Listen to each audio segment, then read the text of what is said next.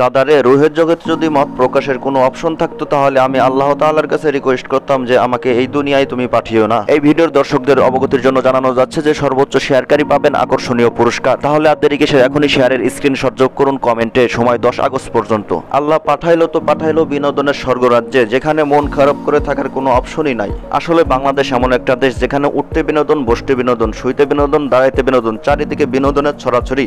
এত বিনোদন থাকতেও নতুন করে আরেকটি বিনোদন সয়লাভ করেছে, সেটা হলো আমাদের এই প্রাণীর বিনোদনটি। উনি নাকি বাংলাদেশের সব থেকে সুদর্শন পুরুষ ভূষণে ভূষিত হয়েছে, যেটা আশ্চর্যের সাথে সাথে খুবই দুঃখজনক। দাদারে, আপনারাই বলুন এই প্রাণীটিকে কোন অ্যাঙ্গেলে পুরুষ মনে হয়? যদি কারো কাছে মনে হয়ে থাকে তাহলে আমি তাকে পরামর্শ দিব, আপনার চোখের ডাক্তার বাদ দেন, আগে অন্তরের ডাক্তার দেখান, কেননা আপনার অন্তরে ওই জাতীয় কিছু বিরাজমান। এই প্রাণীটা বেটা আক্তার বেটি না, বেটি আক্তার বেটা, এগুলা বাদ দেন। আসলে এতদিন বা এতক্ষণ আমরা যে এই আলোচনাটাকে সুদর্শন পুরুষের ভূষণ মনে করে এটা পুরোটাই গুজব। আসলে তাকে যে পুরস্কার দেওয়া হয়েছে তা ছিল ফ্যাশন ডিজাইনের পুরস্কার। কিন্তু দাদা, এখানেই তো খাড়া হয়ে যায় আরেকটি প্রশ্ন, সে যা পরিধান করেছে ইহা নাকি ফ্যাশনের অন্তর্ভুক্ত, যা দেখে মানুষ মন্তব্য করে বাংলার উর্ফি জাবেদ, আবার কেউ কেউ বলে যে উর্ফি জাবেদের বেটা ভার্সন।